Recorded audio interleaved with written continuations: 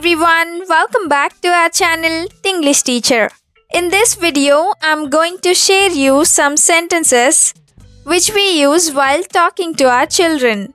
మనం పిల్లలతో మాట్లాడుతూ ఉన్నప్పుడు తరచుగా యూస్ చేస్తూ ఉండే మరికొన్ని సెంటెన్సెస్ని ఇంగ్లీష్లో ఎలా చెప్పాలో కొన్ని ఎగ్జాంపుల్స్తో క్లియర్గా ఈ వీడియోలో చూద్దాం. If you like the video, don't forget to like, share and subscribe.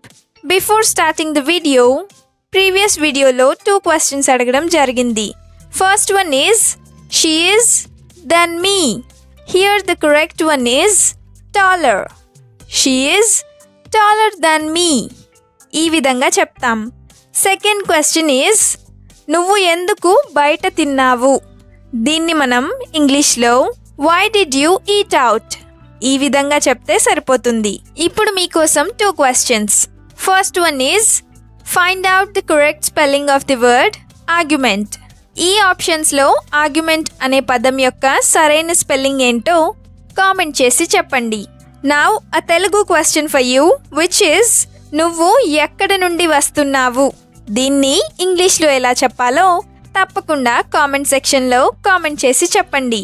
Please show your support with your likes and comments as always. Now let's get into the video. First sentence is, ఇక్కడ కూర్చొని చదువుకో. ఇలా చెప్తూ ఉంటాం కదా, దీన్ని ఇంగ్లీష్లో sit here and read.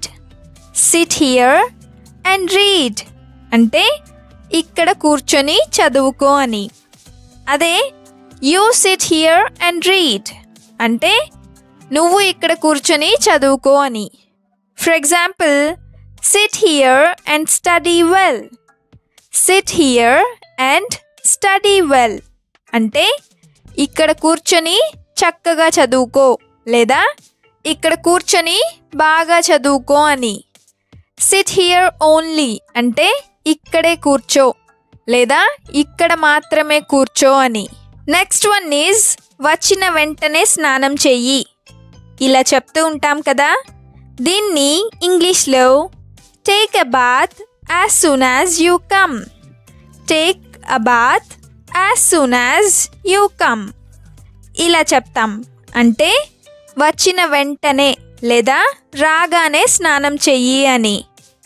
For example, take a bath as soon as you come home from school or take a shower as soon as you come home from school అంటే నువ్వు స్కూల్ నుండి ఇంటికి వచ్చిన వెంటనే స్నానం చెయ్యి లేదా స్కూల్ నుండి ఇంటికి రాగానే స్నానం చెయ్యి అని. దీన్నే మనం take a bath immediately after coming home from school. Take a bath immediately after coming home from school ఈ విధంగా కూడా చెప్పచ్చు.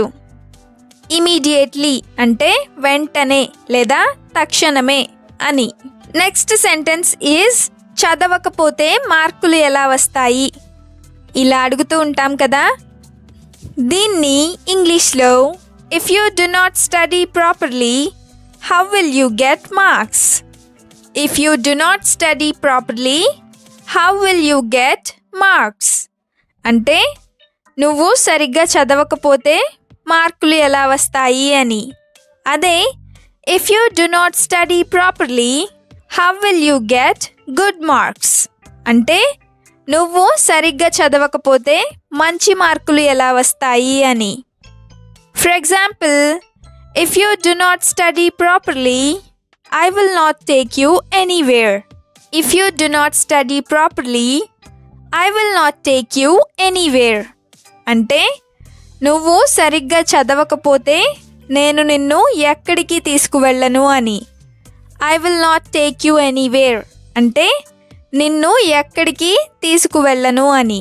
నెక్స్ట్ వన్ ఈజ్, ఎందుకలా అన్నావు లేదా నువ్వు ఎందుకలా అన్నావు? పిల్లలు ఏదో ఒకటి తప్పుగా మాట్లాడుతూ ఉంటారు కదా, దీన్ని ఇంగ్లీష్లో why did you say that or why did you say so ఇలా చెప్పచ్చు. అంటే నువ్వు ఎందుకలా అన్నావు అని. For example, will you say that again? will you say that again అంటే నువ్వు మళ్ళీ అంటావా అని. ఇంకొక example, will you talk non sense again?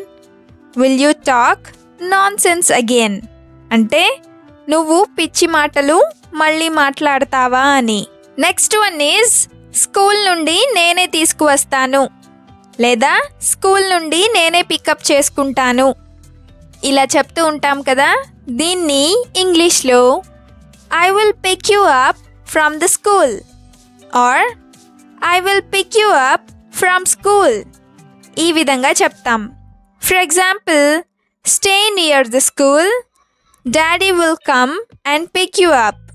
Stay near the school, daddy will come and pick you up అంటే స్కూల్ దగ్గర ఉండు, daddy వచ్చి నిన్ను తీసుకువస్తారు లేదా పికప్ చేసుకుంటారు అని. ఇంకొక example, wait near the school and I will come and take you home. Wait near the school and I will come and take you home అంటే స్కూల్ దగ్గర వెయిట్ చెయ్యి, నేను వచ్చి నిన్ను ఇంటికి తీసుకువెళ్తాను అని. I will take you home అంటే నేను నిన్ను ఇంటికి తీసుకువెళ్తాను అని. నెక్స్ట్ వన్ ఈజ్ అదంతా ఒకేసారి తినకు.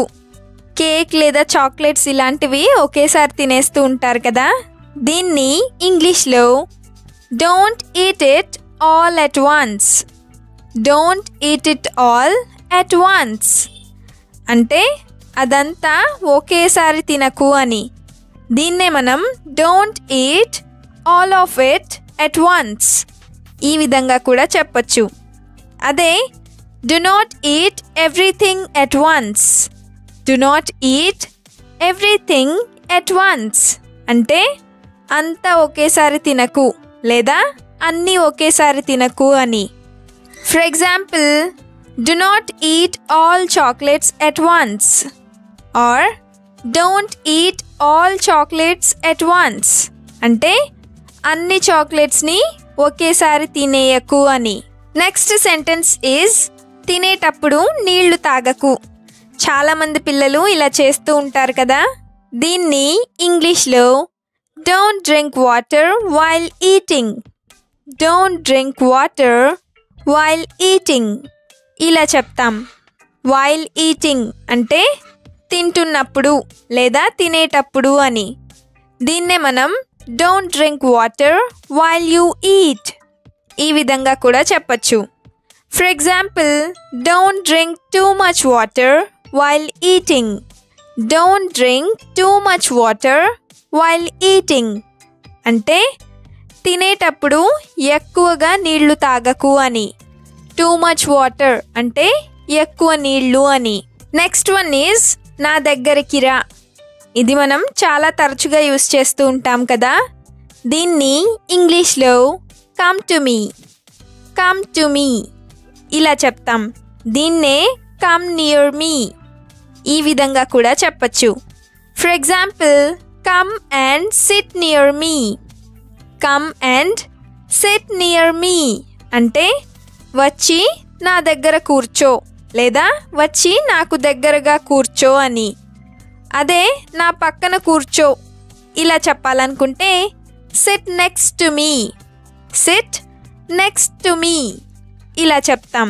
దీన్నే సిట్ బిసైడ్ మీ ఈ విధంగా కూడా చెప్పచ్చు. For example, you come and sit next to మీ.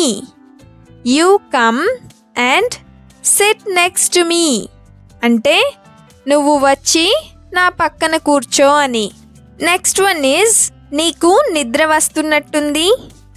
ఏదైనా పని చేస్తూ ఉన్నప్పుడు నిద్రపోతూ ఉంటే ఇలా అంటూ ఉంటాం కదా, దీన్ని ఇంగ్లీష్లో you seem sleepy. You seem sleepy ఇలా చెప్తాం. అంటే నీకు నిద్ర వస్తున్నట్లుంది అని. దీన్నే యూ ఫీల్ స్లీపీ ఇలా కూడా చెప్పచ్చు. అదే do you feel sleepy. Do you feel sleepy అంటే నీకు నిద్ర వస్తున్నట్లుందా అని. దీన్నే మనం ఆర్ యూ ఫీలింగ్ స్లీపీ ఈ విధంగా కూడా అడగొచ్చు. For example, if you feel sleepy go to bed. If you feel sleepy, go to bed. అంటే ఒకవేళ నీకు నిద్ర వస్తున్నట్టయితే వెళ్ళి పడుకో అని. Go to bed అంటే వెళ్ళి పడుకో అని. And the last one is ఏమైందో నన్ను చూడనివ్వు. ఇలా చాలా సందర్భాల్లోనే అంటూ ఉంటారు కదా. దీన్ని ఇంగ్లీష్లో let me see what happened. Let me see what happened అంటే ఏమైందో నన్ను చూడనివ్వు లేదా ఏం జరిగిందో నన్ను చూడనివ్వు అని. For example, let me see what happened to your hand. Let me see what happened to your hand అంటే నీ చేతికి ఏమైందో నన్ను చూడనివ్వు అని. అదే నీ చేతికి ఏమీ అవ్వలేదు ఇలా చెప్పాలనుకుంటే nothing happened to your hand ఈ విధంగా చెప్తాం. That's all for today. Thank you so much for watching this video. We'll meet you again with a useful and interesting video.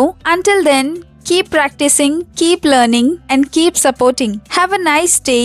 Bye bye.